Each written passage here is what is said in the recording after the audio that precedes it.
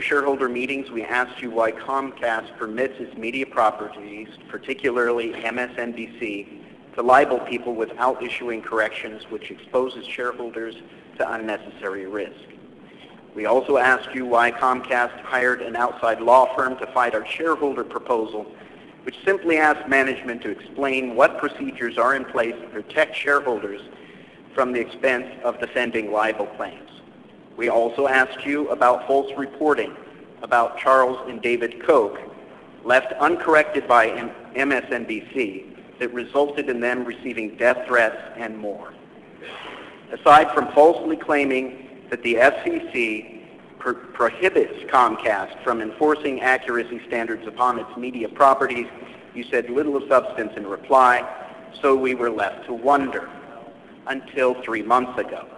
That's when Comcast announced its intent to merge with Time Warner Cable, a deal that no doubt has been in the planning stages for some time and which will require the approval of multiple federal agencies. Mr. Roberts, MSNBC, as you currently manage it, and I use the term manage very loosely, is probably the Obama administration's #1 public relations asset.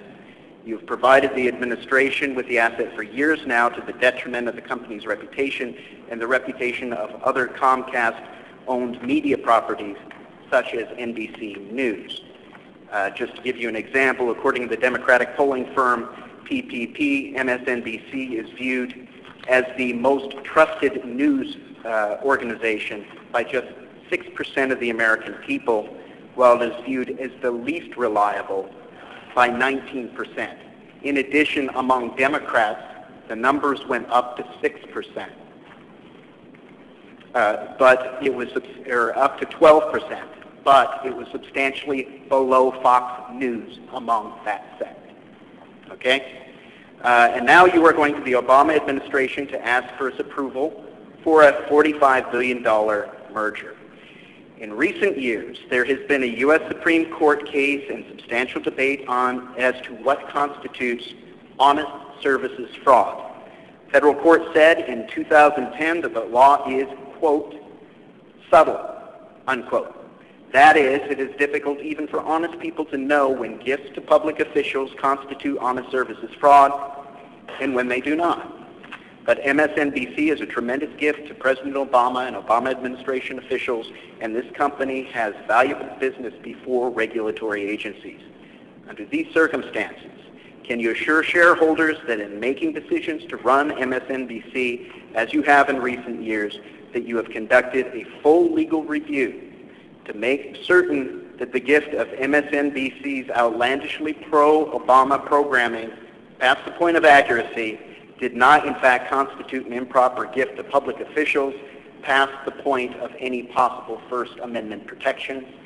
And can you guarantee to shareholders that if a law enforcement subpoena were to be issued, say after the next presidential inauguration, to investigate possible honest services fraud in this case, that there would be no emails or other testimonies discovered by law enforcement in which company management speaks about the value of MSNBC in a political or public relations sense to the Obama administration?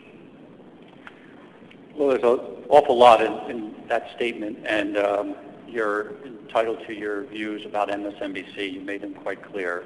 I will remind you that the leadership of MSNBC was the same before we bought NBC Universal as it is today.